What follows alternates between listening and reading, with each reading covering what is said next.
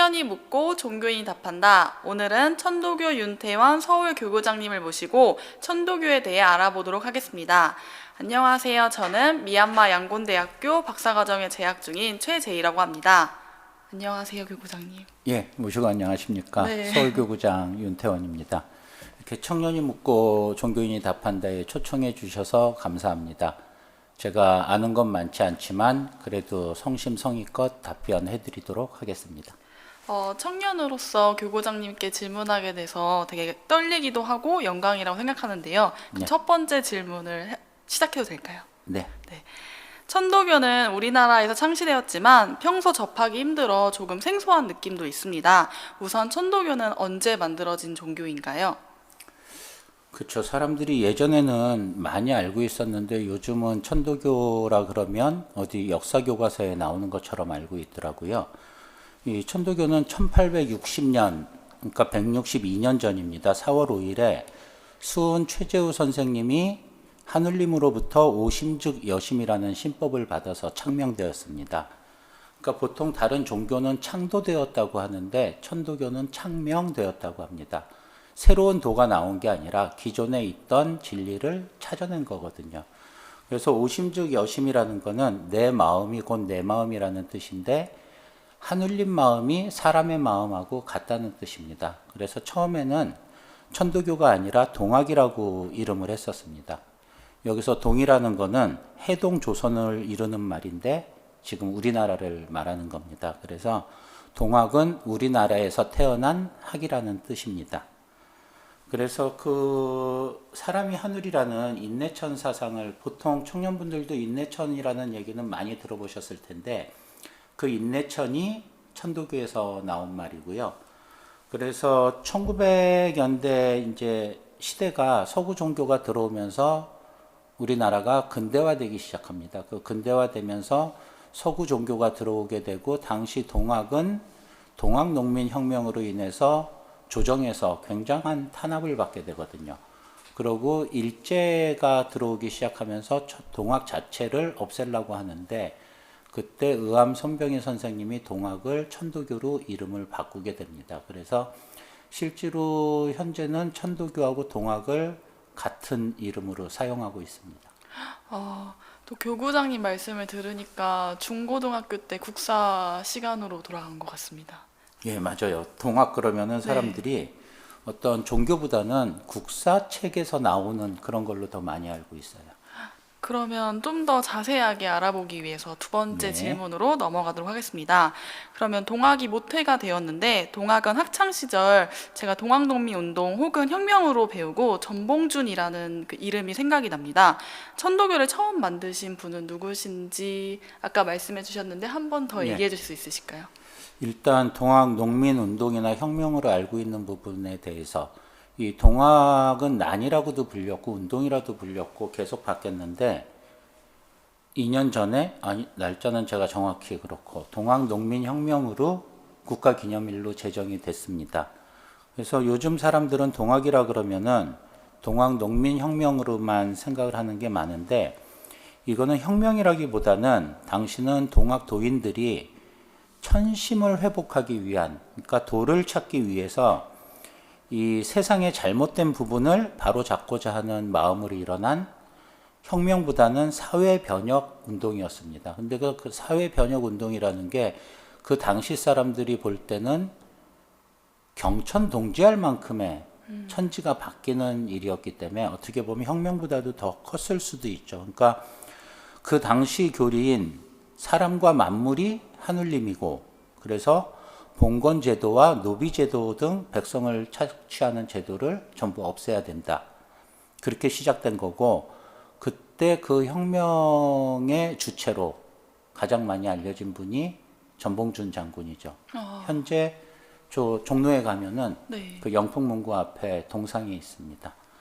그리고 아까 말씀하신 것처럼 이때 이제 외세 침입이 생기니까 천도교의 당시는 동학이죠. 동학의 2세 교주이신 해월 최시영 선생님께서 직접 나서 가지고 척외양 창이라는 기치를 드세요. 그러니까 서양하고 외구를 배척하고 의를 새로 세운다는 뜻으로 척외양창이라는 기치를 들고 총기포령을 내려서 동학농민혁명이 그때는 처음 1차 봉기 때는 어떤 반봉건과의 혁명이었다 그러면은 이때는 일본과 외세와의 혁명이 되는 거죠.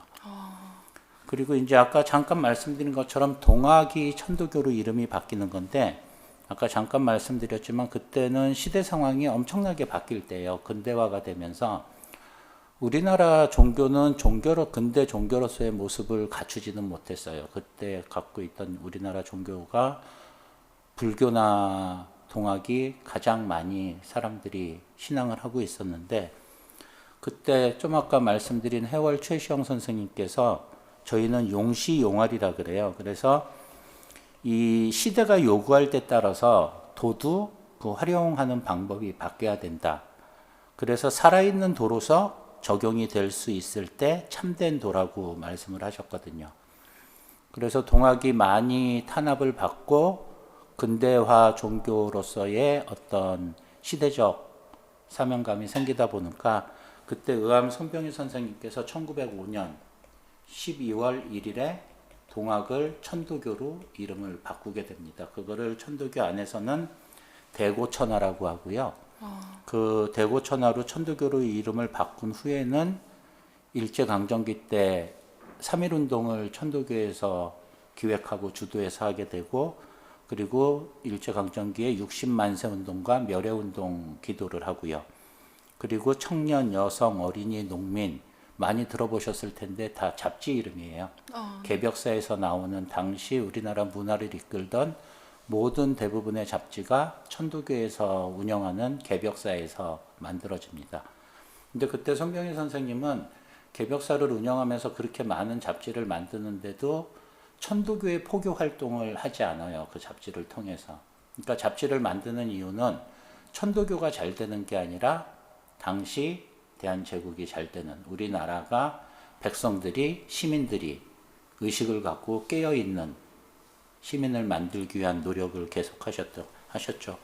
그런 신문화 운동에 앞장섰고 해방 후에는 남북 분열 저지 운동을 했었고 그리고 어떤 국가가 위기에 처할 때마다 구국 운동의 선봉에 서 있던 게 천도교입니다.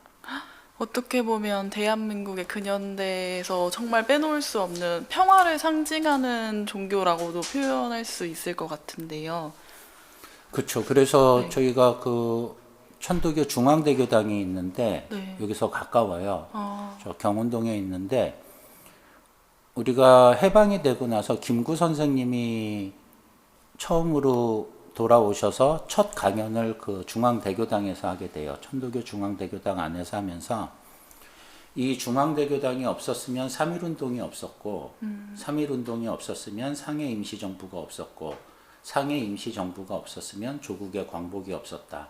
그래서 이 중앙대교당 때문에 조국이 광복이 됐다고 하시는데 그게 무슨 뜻이냐면 중앙대교당을 만든다는 성금으로 천도교인이 당시 우리나라 인구가 2천만이 안 될 때 300만 명이 넘었는데 그분들이 낸 성금으로 3.1운동 자금을 마련하고 그 3.1운동을 전부 다 치르게 되거든요. 그래서 김구 선생님이 그 중앙대교당이 우리나라의 광복을 하게 만든 실질적인 건물이라고 귀국 첫 연설 때 말씀을 하셨어요.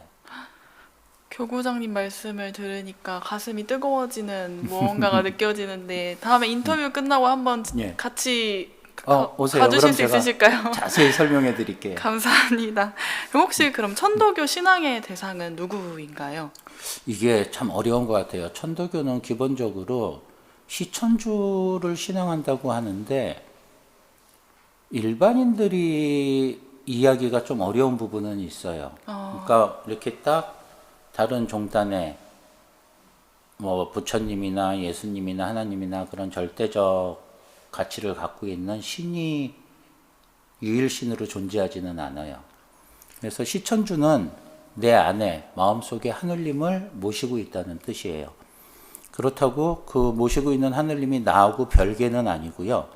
그러니까 천도교 이전의 사람들은 지금도 그렇지만 저희는 선천종교라 그러는데 선천 종교는 사람하고 신을 별개로 생각하고 있어요.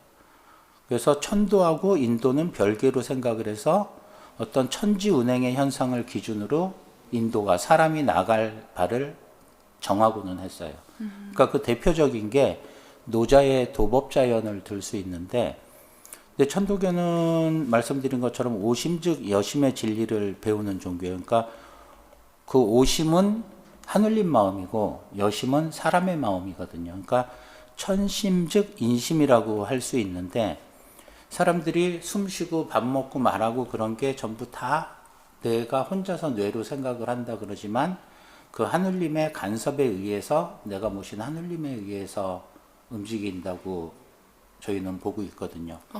그래서 수원 최재부 선생님은 그걸 내 안에 모신 하늘님을 찾아서 그거를 시천주라고 하셨고, 그리고 해월 최시영 선생님은 사람이 곧 하늘이다. 그래서 인즉 천이라고 말씀을 하셨고요. 그리고 요즘 사람들이 그래도 가장 많이 알고 있는 의암 손병희 선생님이 사람이 이의 하늘이다. 그래서 인내천이라고 말씀을 하셨어요. 그래서 다시 말하면 인내천은 천도교의 종지인데, 사람이 하늘님이니까 하늘님 마음을 회복해서 천도를 행하는 것이 가장 중요하고, 결국 내가 나와 온 세상 우주를 신앙하는 게 천도교 신앙의 대상입니다. 조금 어렵죠? 네. 어렵지만 그래도 교구장님께 말씀해 주시니까 이해가 쏙쏙 잘 되고 있습니다. 다행입니다. 이 설명하는 게 가장 어려운 내용 중에 하나거든요. 하늘님 설명하는 게. 약간 불교에서 말하는 자신의 본성을 찾아라랑은 좀 결은 다르지만 어떻게 보면 같은 거라고 볼 수 있을까요? 어떻게 보면 불교의 목적 중에 하나는 성불이거든요. 네. 성불하는 건데, 천도교에서는 성불이 아니라 스스로 하늘님임을 이미 깨닫고 있는 거고, 근데 사람만이 하늘님이 아니라 모든 만물이 다 하늘님을 모시고 있거든요. 근데 본인이 하늘님 모시고 있는 거를 알고 있는 게 사람인 거죠. 그래서 천도교에서는 사람만을 하늘님으로 모시는 게 아니라 삼경이라 그래서 하늘과 사람과 만물을, 그러니까 날아가는 새도 기어가는 개미도 하다못해 물건도 하늘님을 모시고 있어요. 그래서 요즘 어떤 그런 생활들을 안 하기 때문에 이 기후라든지 코로나19 자체도 사람들이 모든 만물을 하늘처럼 대하지 않고 너무 소비적으로 쓰기 때문에 생기는 병들이거든요. 그런 부분에 대해서는 사람만이 아닌 모든 만물을 하늘님처럼 대해야 된다는 천도교의 종지가 요즘 세상에서는 꼭 필요한 내용이 아닐까 생각합니다. 21세기에 정말 빼놓을 수 없는 그 가르침을 담고 있는 게 천도교인 것 같은데요. 네. 그러면 교구장님께서 생각하시기에 이 천도교 가르침에서 가장 중요한 내용은 무엇이라고 생각하시나요? 좀 아까 말씀드린 것처럼 천도교 종지는 인내천이라 그랬는데요. 인내천은 사람이 하늘을 모시고 있는 거예요. 그러니까 시천주를 바탕으로 하고 있어요. 그래서 모든 사람이 하늘님을 모시고 있어서 사람이 바로 하늘님이라는 인내천으로 이어지는 거고, 나아가서 하늘님처럼 사람을 대해야 되기 때문에 저희는 사인여천이라 그러는데, 모실사 사람인 해서 사람을 하늘처럼 모시는 사인여천 윤리를 지키려고 노력을 하고 있습니다. 그래서 인내천을 통해서 하늘 사람의 삶을 이룩하고, 사람이 하늘님이니까 하늘님 마음을 회복해서 천도를 행하는 게 가장 중요하다고 볼 수 있죠. 그래서 천도교에는 4가지 목표가 있는데, 그 중에 하나가 지상천국이에요.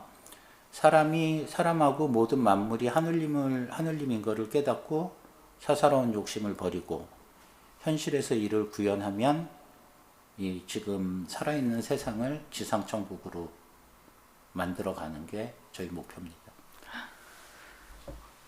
근데 20살이 넘고 나서 보니까 이렇게 정말 쉬워 보이고 어떻게 보면 쉬워 보이는 것들이 삶에서 실천하기가 정말 어렵더라고요. 그렇죠. 네, 거짓말 하지 말라는 네. 거짓말 맨날 하고. 네.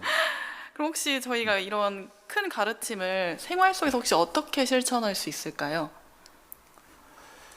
이 가르침을 실천한다는 거는 그냥 생각만으로 되는 것 같지는 않아요. 그러니까 먼저 좀 배우고 익혀야 되는데 수은 최재호 선생님께서 동학을 무국대도라고 하셨거든요. 그러니까 무국대도는 그냥 한자를 몰라도 글자 느낌으로 알겠지만 뭔가 그 범위가 굉장히 넓고 깊고, 근데 이 무국대도를 배우고 단련하는 거는 사람들이 어렵게 생각하는데 수은 최재호 선생님께서는 굉장히 간단하다고 말씀을 하셨어요. 성경신 세 글자면 된다고 하셨어요. 정성과 공경과 믿음.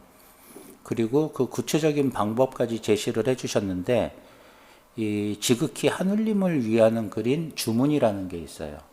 그래서 그 주문 수련을 열심히 하면은 스스로 하늘님임을 깨닫고 그 사람 간의 계급을 나누지 않고 하늘님처럼 살 수 있다라는 게 그 실천하는 방법이고요. 그래서 이를 위해서는 아까 말씀드린 성경신, 정성과 공경과 믿음이 필요한데, 이게 누구나 하늘님 모심을 깨닫고 사사로운 욕심을 버리고, 천도교 신앙의 가장 기본 의무인 오관이라는 게 있는데, 그 오관 실행을 극진히 한다 그러면 인내천 정신을 실현할 수 있다고 봅니다. 그럼 혹시 방금 주문에 대해서 이야기해 주셨는데 주문이 중요한 이유와 또 그 주문의 뜻을 살짝 설명해 주실 수 있으실까요? 주문은 주로 의식이나 그 저희가 수련을 할 때 외우는 건데요. 이게 하늘님에게서 수은 최재호 선생님께서 받으신 거예요. 이 주문에 예. 대해서. 근데 이제 그 주문이 선생 주문이 있고 제자 주문이 있는데, 보통 저희는 제자 주문을 하는데, 지기금지 원의대강이라는 8글자의 강령 주문하고 시천주 조화정 영세불망 만사지라는 13자의 본주문이 있어요. 그 두 개를 합쳐서 함께 37자 주문이나 21자 주문이라고 해요.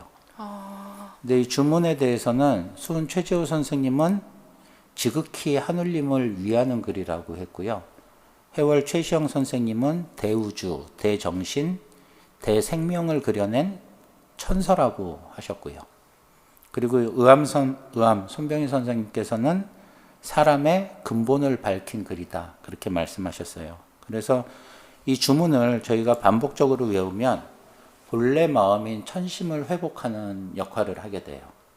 그래서 사람이 주문을 외우고 이를 실생활에서 구현하면 내 안에 모신 하늘님을 깨달을 수 있고, 더 나아가면 도를 통해서 시공간을 초월한 나의 존재를 깨달을 수 있는 21자의 글자입니다.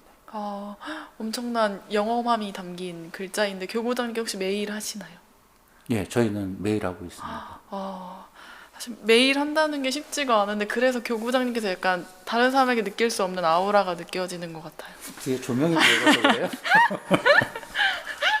그럼 혹시 기독교에는 십자가나 불교에는 만자와 같이 상징적인 그런 것들이 있는데 천도교의 상징이 혹시 있나요?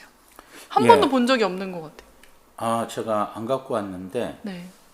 이 천도교에서는 아까 수은 최재호 선생님께서 주문을 받았다고 하셨잖아요. 네. 그 주문을 받으실 때 이제 하늘님하고 천사문답이라는 걸 하시는데, 천사문답은 그 천사는 아니죠. 하늘 그러니까 네. 하늘님하고 이 수은 최재호 선생님하고 서로 문답을 하는 게 있어요. 저희 경전에. 네.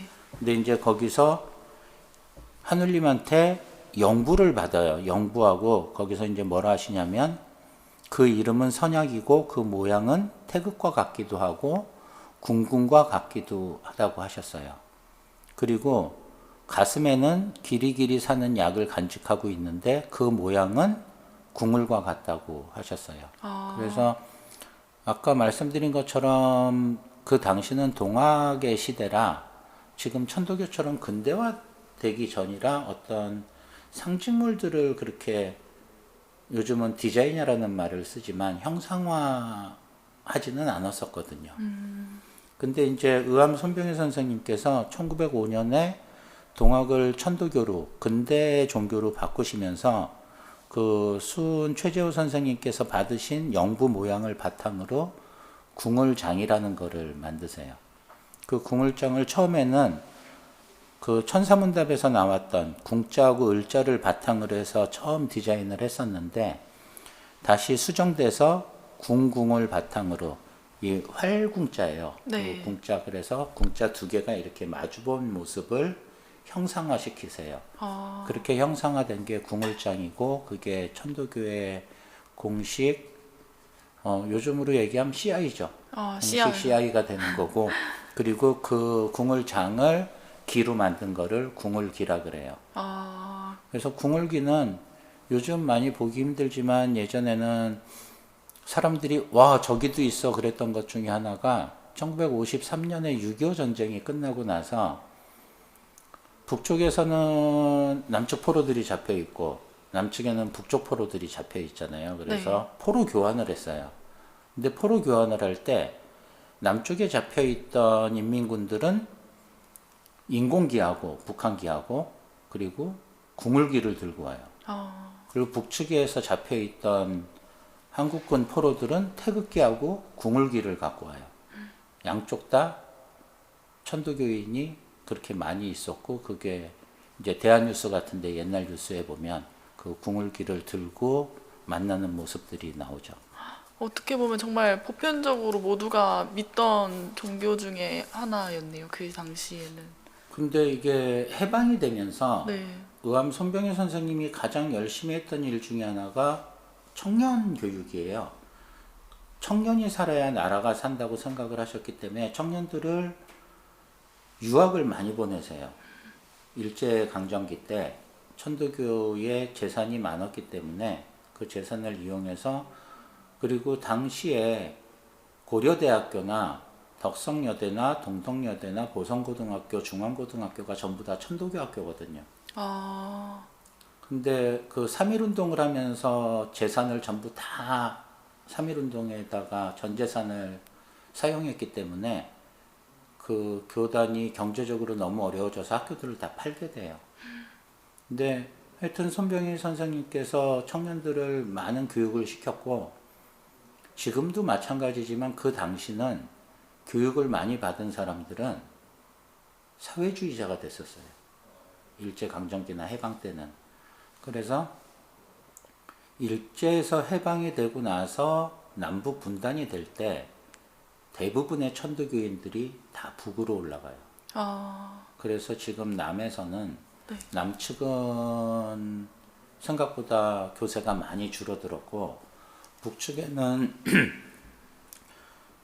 천도교 청우당이라고 그러니까 조선 천도교 지도위원회와 천도교 청우당 두 개의 천도교 조직이 있고 사람들이 북측을 생각하기를 공산당하고 노동당밖에 없는 걸로 생각하는데 천도교 청우당은 공식 조직으로 아직도 있고 활동을 하고 있어요. 북한에서. 예, 유일하게 지금 북은 개방을 하느라고 다른 종단도 받아들이지만 실질적으로 종교로 인정을 해주는 거는 천도교 하나만 인정을 해주고 있어요.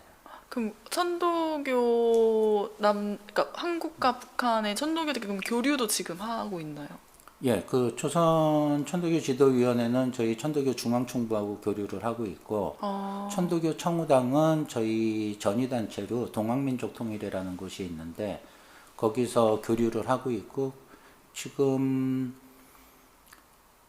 여기서 뭐 이름까지 얘기도 되는지 모르겠지만 박근혜 정부 들어서 남북 관계가 굉장히 경색됐거든요. 그러면서 교류들이 줄었는데 그 전에는 저 같은 경우도 그쪽에서 만나서 회의하자 그러면 직접 여기서 차를 몰고 개성을 가서 그쪽 회의실에서 회의를 하고 와요. 개성을 차로 가셨어요? 예, 그러니까 중국으로 통해서 가지 않고 저희가 차로 파주 건너서.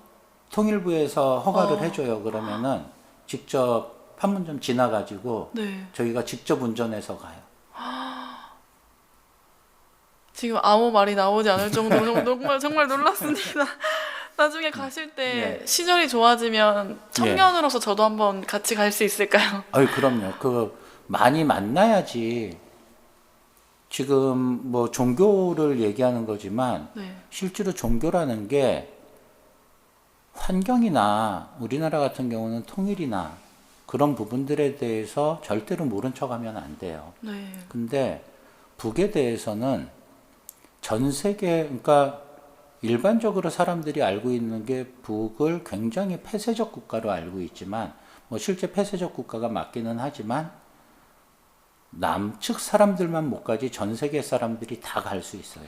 제 프랑스 친구도 북한 갈 예. 수 있다고 자랑하더라고요. 예. 넌 못 그리고 가지? 이러면서. 저희는 북에 대해서 모르지만 북측에서는 지금 남측에서 방영하고 있는, 아마 우리가 이 유튜브로 지금 영상을 찍고 나가잖아요. 네. 일주일이나 열흘 있으면은 북측에서는 구해서 볼 수 있어요. 그러면 어떻게 보면은 우리나라에서만 북한이 어떻게 돌아가고 있는지를 모르는 거네요. 사실 좀 마음이 아프네요. 한민족인데. 우리나라는 아니고요. 네. 남측만. 나왔습니다. 예, 북측도 우리나라예요. 네, 맞아요.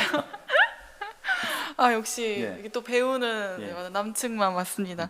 혹시 그럼 다시 천도교 예. 이야기로 돌아가서 혹시 천도교 신앙의 기본음은 오간이라고 하던데 무엇인지 살짝 언급해 주실 수 있으실까요? 예, 오간은 아까 잠깐 말씀드린 거 있지만, 오간은 주문, 청수, 시일, 성미, 기도라는 5가지.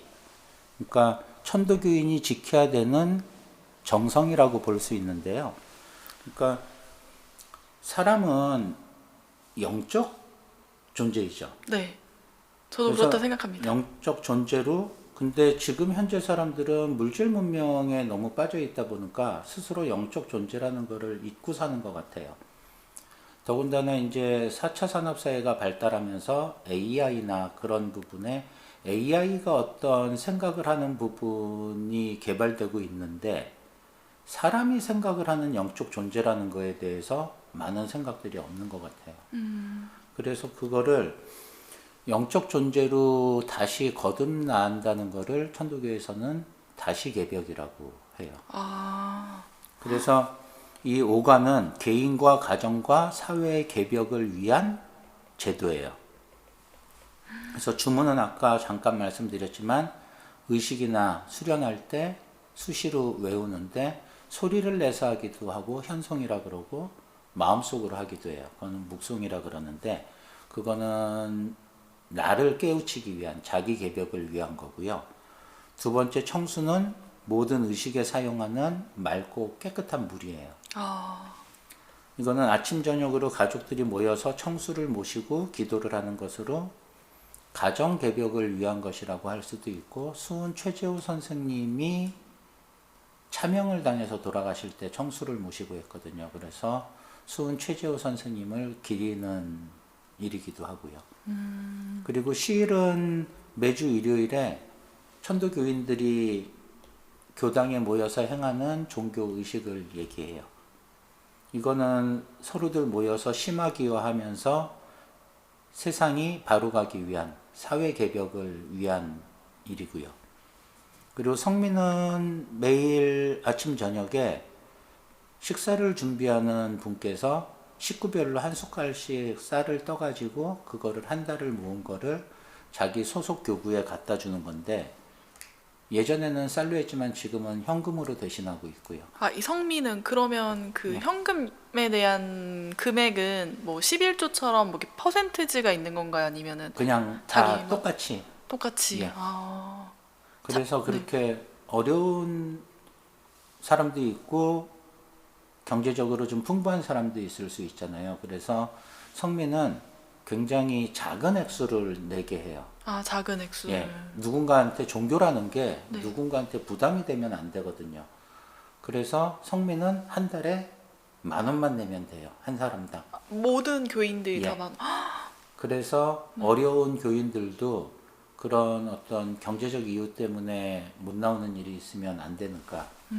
대신에 그러죠. 이제 한 사람이 10,000원씩 내서 교당을 어떻게 운영하냐고. 그래서 조금 여유 있는 분들은 그 성미 외에 특성금을 별도로들, 그거는 정해진 액수 없이 본인의 마음에 따라서 내주고 계세요. 아, 그래서 네. 이렇게 모인 비용은 아까 그 4대 목적이 있다 그랬는데, 천도교의 목적인 보구간민, 포덕천하, 광제창생, 지상천국의 사업을 위한 자금으로 사용을 하고요. 그리고 이제 기도는 매일 저녁 9시나 아니면 특별 기도 때, 이거는 수행으로 보면 돼요. 그래서 이거는 어떤 세상의 운수하고 천명을 알고 행하기 위한, 그러니까 천심 회복을 위한 마음 수련의 방법이에요. 그렇게 5개가 네. 천도교인이 지켜야 되는 규제이자 정성이에요. 마음이 경건해지고 있어요. 정말 일어나서부터 예. 그 일주일 내내 다 하루하루 살아가면서 정말 쉽게 삶에서 할 수 있는 네. 것들이라고 생각이 드는데요. 그럼 혹시 천도교의 기도는 어떻게 하나요? 좀 궁금해요. 뭐, 이렇게 뭐 어떤 식으로 기도를 하는지 뭐. 그러니까 명칭을 듣고 사람들이 기도 그러면 네. 보통 이웃 종교인 개신교나 천주교에서 하는 기도를 많이 생각하시더라고요. 근데 그런 기도는 아니고 간단하게 말하면은 수련이에요. 그러니까 수련이라면 자기에 그쵸. 대한 자기 수련. 아까 얘기했던 어떤 영적 개발일 수도 있고 네. 제일 중요한 거는 시천주라고 했었죠. 그러니까 내 몸에 하늘님을 모시고 있는데 시천주가 모실 시자에 하늘 천자의 주인 주자거든요. 그러니까 네. 내 몸에 하늘님을 모시고 있는 거를 깨우쳐야 되는데 그게 수련을 통해서 가장 쉽게 깨우칠 수 있는 방법이거든요. 내 몸에 모시고 있는 거를 아무리 만권 시설을 읽어도 그거는 깨우치는 건 아니거든요. 그러니까 깨우친다는 거는 어떤 영적 존재를 깨우치는 거는 머리로 생각해서 깨우치는 게 아니라 마음으로 알아야 돼요. 그래서 기도는 동학이 창명되기 전에 수은 최재호 선생님이 뭐 여기서 이름은 모르시겠지만 내원암이나 정멸굴이나 그런 데를 다니시면서 기도를 계속 하셨고 이 해월 최시영 선생님이나 의암 손병희 선생님, 추남 박인호 선생님 같은 분들은 시대를 막론하고 동학이 창명된 이후에 계속해서 수련을 하셨고요. 저희도 그거를 지켜서 하고 있는데 기도는 매일 저녁 해요. 매일 9시에 아까 얘기한 청수를 모셔놓고 가족들이 모여서 주문을 같이 하는 게 9시 기도고 이제 특별 기도가 있죠. 모여서 어떤 목적을 갖고 하는. 그러니까 아까 일제강점기 때 얘기했던 멸해운동 기도 같은 거, 그거는 당시 천도교 대표였던 추남 박인호 선생님께서 일제강점기 중에 그 40년대 들어서서는 우리나라의 어떤 고위직이나 문화인들이 친일로 많이 돌아가요. 그때 왜 그랬냐고들 물어보면 일본이 망할 줄 몰랐대요. 태평양 전쟁에서도 이기고, 그러니까 아 이제는 일본이 세계를 다 토령하겠구나, 제패하는구나 그렇게 생각을 하고 있을 때 그렇게 다 친일로 돌아설 때 천도교에서는 멸해 기도를 해요. 저 일본을 싹 없애달라는 그거를 300만 교도가 매일 그거를 하는 거예요.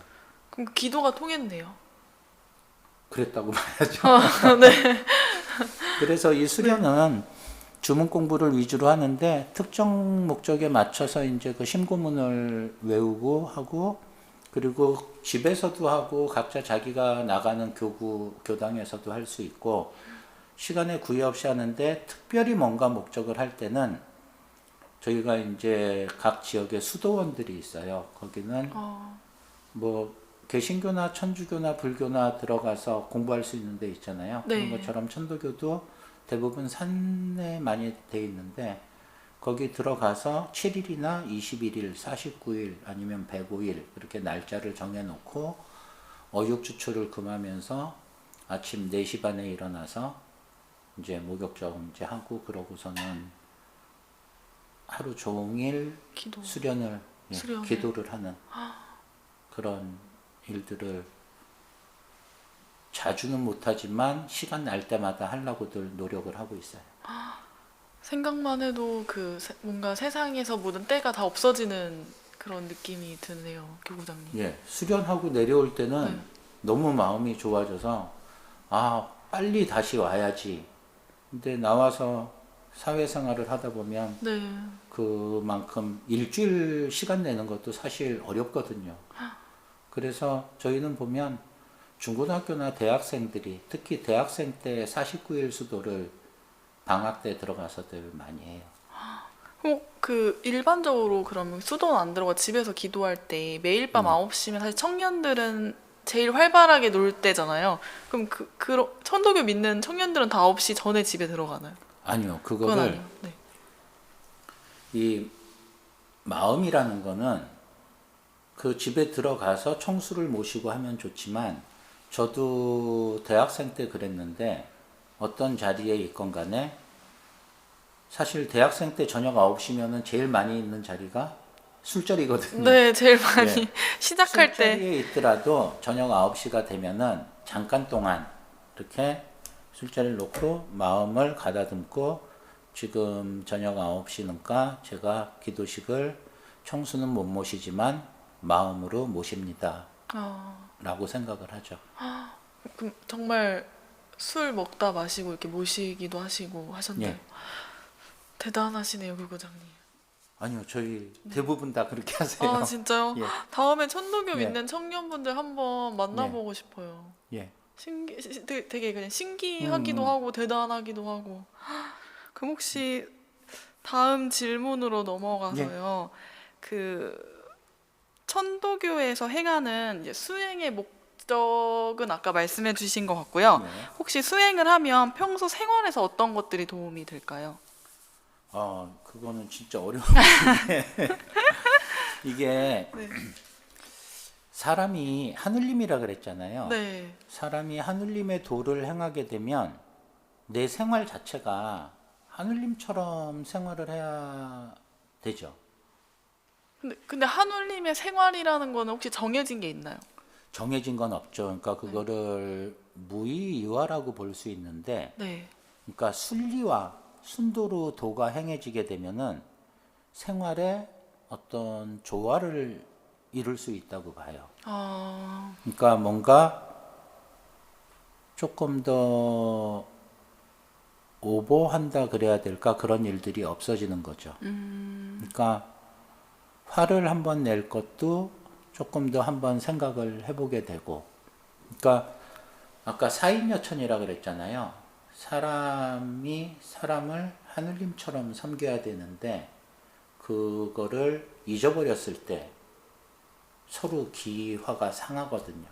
그래서 그 부분에 대해서 노력을 많이 하려고 그러죠. 그래서 이 마음 속에서 하늘님을 모시고 아까 말씀드린 성경신, 정성과 공경과 믿음으로 내 생활에 임하면은 매사를 올바르게 하려고 노력을 하는 것 같아요. 그래서 예전에 저희 어른들, 선배님들 보면 사업을 하다가 그만두시는 분들도 계세요.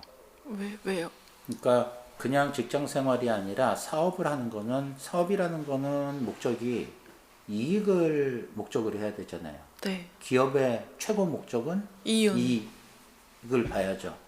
근데 이익을 보기 위해서는 누군가를 싼 물건을 비싸게 팔거나 속여야 되는 일이 생기기 때문에 내 마음을 속일 수 있어서 사업을 그만두신 어른을 알거든요. 그 정도로 매사를 올바르게 행하려고 노력하는 분들도 계시고, 그리고 하늘님처럼 사람을 공경하다 보면은 대인관계에서 어떤 좀 신임을 얻게 되는 것 같아요. 근데 그거는 꼭 종교, 천도교여서뿐만이 아니라 종교인들이면 누구나 그렇게 해야 되는 거고 노력을 해야 되는데, 요즘은 좀 안타까운 게 한 20년 전만 해도 종교인들이 세상을 걱정하고 노력을 했는데 요즘 코로나 시대에는 세상 사람이 종교를 걱정하는 것 같아요. 그런 세상이 돼서, 그래서 어찌됐건 간에 종교인으로서 이거는 수행을 하고 수련을 해서가 아니라 종교인으로서 작은 힘이라도 세상에 도움되는 삶을 살아야겠다라는 게 어떤 제가 소속돼 있는 교구장으로서의 마음이고요. 그리고 만물을 공경하는 생활, 아까 삼경이라고 했는데 하늘과 사람과 만물을 공경하는, 그러니까 왜 물건에도 하늘님을 모시고 있다 그랬잖아요. 네. 그 마음으로 한다 그러면 예를 들면 요즘 제일 큰 문제들이 다가오는 기후위기, 네. 환경 문제, 그런 부분들이 만물을 공경하고 만물을 사람처럼 하늘님처럼 아끼는 생활을 하면 그 부분들이 미니멀 라이프라는 게 앞으로 환경을 좋은 방향으로 가기 위해서 살아야 되는 방법 중에 하나인데, 그 미니멀 라이프를 하기 위해서는 모든 만물을 하늘님처럼 대하는 그런 삶의 태도를 가져야 되고, 천도교에서는 그 부분에 대해서 천도교 2세 교조셨던 해월 최시영 선생님께서 세계 최초의 환경운동가이자 어린이 운동가시거든요. 그래서 그분의 말씀, 저희 경전에 이제 그런 부분에 대해서 해월 선생님의 말씀이 많이 있는데, 그 부분에 저희가 도움도 되고 저희가 노력하는 부분이 세상에도 도움이 된다고 생각하고 있어요. 갑자기 저는 불자이지만 네. 갑자기 개종하고 싶은 마음이 들 정도로 정말 그러시면 안 돼요. 네. 21세기에 정말 필요한 종교인 것 같은데요. 혹시 교구장님께서 그 일상생활에서 제일 중요한 게 사실은 대인 관계에서 누군가 나를 화나게 하거나 열받게 하거나 시샘할 때 천도교인들은 혹시 어떻게 대처를 해야 된다 뭐 이런 방법이 있나요? 근데 그 부분은 천도교인으로서가 아니라 네. 사람이 솔직해지면 되는 것 같아요. 그러니까 화가 난다는 거는 내가 내 마음을 감추고 있다가 그걸 들키거나 네. 아니면 상대방 마음을 오해를 하거나 그럴 때 화가 나거든요. 그러니까 내가 하늘님을 모시고 있다 그러면 상대방도 하늘님이고, 그러면 서로 하늘님을 모신 존재로서 어떤 뜻에서 그런 행동을 했는지, 이야기를 했는지, 그거를 어떤 이타적인 나를 내려두고 하늘님의 마음으로 얘기를 해보면 대부분은 오해인 경우가 많고, 그리고 풀리기도 하고, 그리고 이제 저희 경전에 나오는 말 중에 제가 진짜로 화났을 때, 그러니까 이 물병이 저를 너무 화나게 해요. 그러면 네. 대화를 해도 왜 그런 경우 있잖아요. 사람 고쳐 쓰는 거 아니라고 저 사람은 진짜 안 된다. 네. 근데 그럴 때는 그 사람한테 화를 낸다고 그 사람이 바뀌지 않아요. 그래서 저희는 그럴 때 경의원지하라 그러거든요. 그러니까 어떤 의미인가요? 공경하되 네. 가까이 하지 마라. 아, 하늘님으로 모시되 네. 가까이 있으면 기화를 상하니까 네. 조금 거리를 두고 지내라. 그래서 누군가 화를 많이 나게 할 때는 조금 떨어져 있어요. 그럼 직장 상사가 화나게 하면 직장을 그만둬야 되나요? 제가 오너라 그거는 모르겠습니다. 그리고 네. 제일 어떻게 보면 제가 제일 우리나라 공휴일 중에 좋아하는 날이 어린이날이었는데요. 예. 혹시 천도교에서 어린이날을 만들었다고 하는데 자세히 한번 설명해 주실 수 있으실까요? 어린이날은 일단 어린이 운동이라는 자체가 전 세계에서 천도교가 제일 먼저 시작을 했어요. 그러니까 우리나라에서 먼저 시작을 한 게 아니라, 그래서 지금 저 경운동에 있는 천도교 중앙대교당 앞에 가면 세계 어린이 운동 발상비라는 게 있어요. 거기서 전 세계 어린이 운동이 시작됐다는 건데, 그 어린이 운동은 당시 이제 3.1운동이 1919년에 3.1운동이 끝나고 나서 교단의 어른들이 다 잡혀가셨어요. 그 대표자들이. 그때 이제 천도교인이었던 방정환, 김기전, 박내홍 그런 분들이 세 분이 천도교 내에서 이 나라 장래를 위해서는 소년운동을 해야 된다. 그래서 1921년에 천도교 청년회에 소년부를 설치를 해요. 그래서 5월 1일에 1921년 5월 1일에 천도교 소년회를 창립하게 돼요. 그때 이제 의암 손병희 선생님이 서대문 감옥에 계신데 어린이날 그럼 누구 제일 먼저 생각나세요? 방정환 선생님. 네, 방정환 선생님이 손병희 선생님의 사위세요. 셋째 사위예요. 아, 누가 사위? 손병희 선생님이 셋. 손병희 선생님의 따님 중에 셋째 따님이 손용화 사모님인데 그 네. 남편이 방정환 선생님이에요. 그러니까 아. 손병희 선생님이 장인어른. 장인이죠. 아, 그래서 그 천도교 소년회를 만들고 1922년 5월 1일에 올해가 2022년이잖아요. 네. 1922년 2021년도. 2021년. 네. 내년이죠, 22년. 그래서 창립 1주년 기념일을 맞아서 5월 1일을 어린이의 날이라고 행사를 해요. 그래서 이때 시작된 어린이의 날이 전 세계 어린이날의 시초예요. 그 1922년 5월 1일에 했던 게. 그래서 천도교 소년회가 그 창립되니까 전국적으로 소년단체들이 엄청나게 만들어져요. 일반 사회단체에서도 만들고 특히 종단에서들 많이 만들죠. 그래서 창립 1주년이 지나서 이 많은 단체들이 만들어지면서 그 중에 큰 단체 몇 군데가 통합하자는 움직임이 있었고, 그래서 1923년에 4월에 조선소년운동협회가 창립이 돼요. 거기는 이제 기본적으로 천도교 청년회하고 불교 청년회하고 몇 군데 청년회들이 소년회가 모여가지고 만들고 매년 5월 1일을 어린이날로 제정하기로 합의를 해요. 근데 뭐 이제 거기서 일제강점기라 방해도 있었고 이런저런, 그리고 해방 이후에도 그래서 날짜가 5월 1일에 하다가 근로자의 날하고 겹친다고 바꾸기도 하고 매월 5월 첫째 일요일로 하다가 이게 해방되고 나서 1946년에 5월 5일을 어린이날로 확정해서 지금까지 이어져 오고 있고요. 그래서 지금 제가 아까 이제 연도를 이렇게 잘못 생각했던 이유가 사회에서는 내년이 2022년이 제100회 어린이날이에요. 근데 천도교에서는 올해 어린이날 행사를 100회를 했어요. 이미 아까 시작이니까. 말씀드렸지만 저희가 1922년에 그 소년회 창립 1주년으로 어린이의 날을 했거든요. 그 천도교 중앙대교당에서. 그리고 그 다음 해에 불교 소년회니 뭐 AMC니 같이 해가지고 다시 해요. 근데 사회에서는 연합으로 했으니까 그게 1회고 천도교에서는 그거를 2회로 쳐요.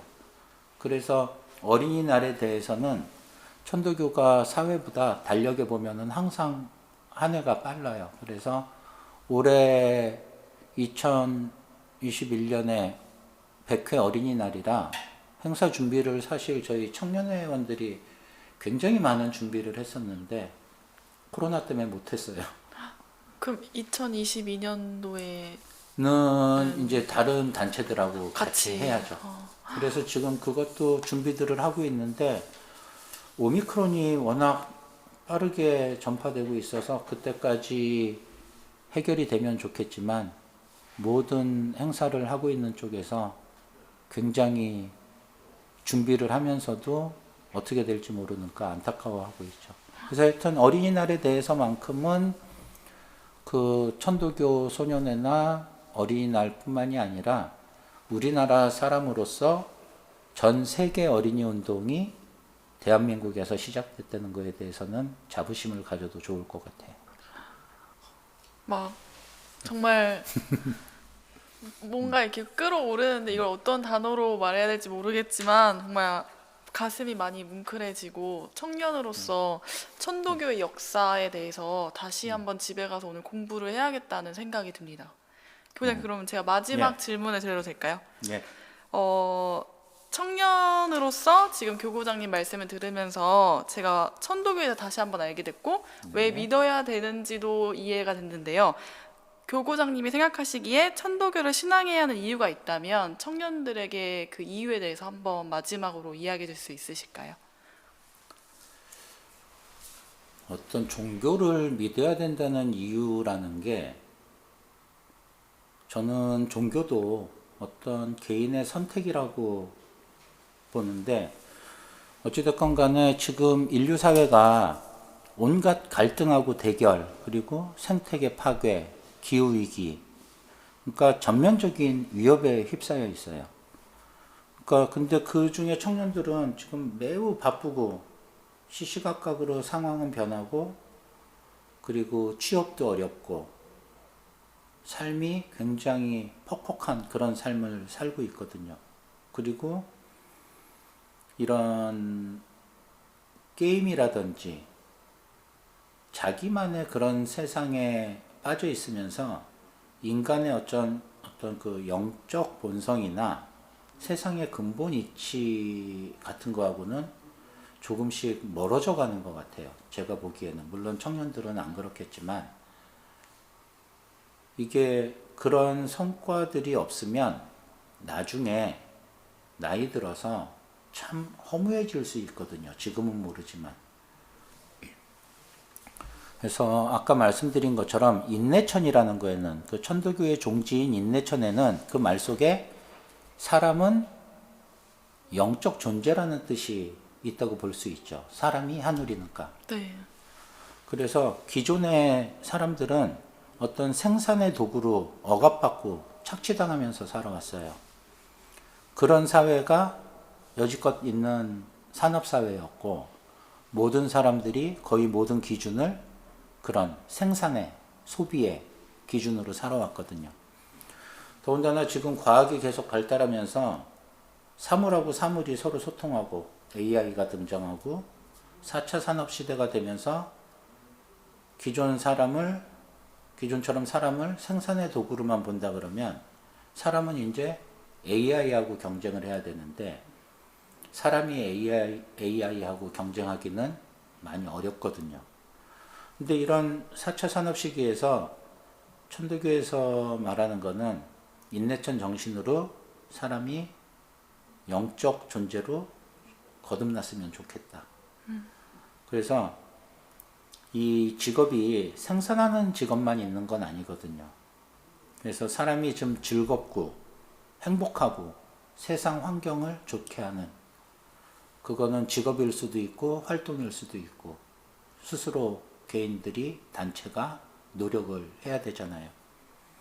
그래서 앞으로 이 다시개벽 세상에서 아까 말씀드렸었죠. 그러니까 다시개벽은 세상을 바꾸는 일이에요. 그래서 다시개벽 세상에서 천심을 회복하고 영적 존재로 살아가야 하는데 청년들한테 필요한 게 그런 요즘 같이 퍽퍽한 삶의 어려운 삶 속에서 이 본인이 천도교 진리를 인내천을 천도교에 너무 깊이 있는 공부까지는 안 해도 좋고 사람이 하늘이라는 것만 깨우쳐서 그러니까 나도 하늘님을 모셨고 최재희 씨도 하늘님을 모셨고 여기 있는 마이크도 물도 다 하늘님을 모신 존재임을 깨닫고 서로를 공경하면서 그렇게 사는 세상으로 다 영적 존재임을 인식하고 자신의 영적 역량을 키우는 일을 한다 그러면은 천도교 신앙에 너무 깊이 안 들어가도 그것만으로도 세상은 조금 밝아지지 않을까. 그래서 여러분들한테 천도교에 들어와서 입교를 하고 꼭 신앙을 하라고 말씀드리지는 않지만 와서 시천주가 뭔지 인내천이 뭔지 정도는 종교를 신앙을 하지 않아도 되거든요. 그래서 그거를 어떤 타 종교라고 터부시하지 말고 와서 그 부분에 대한 거를 조금만 공부하고 그리고 그 마음으로 세상을 조금 더 아름답게 그리고 내가 하늘님을 깨닫고 살았으면 좋겠어요. 너무 멋지십니다. 사실 진정성이 사라지는 사회 속이기도 하고 인간의 존엄성이 사라지는 지금 21세기 현대 사회에서 그 우리나라의 근현대 역사에 정말 한 획을 그었던 천도교가 왜 지금 우리나라에도 필요하고 왜 청년들이 알아야 되는지 깨닫게 되는 좋은 인터뷰였습니다. 교구장님. 청년이 묻고 종교인이 답한다. 천도교 윤태영 교구장님을 모시고 한 대담을 마무리하도록 하겠습니다. 오늘 감사합니다, 교구장님. 예, 저도 감사합니다. 네, 감사합니다.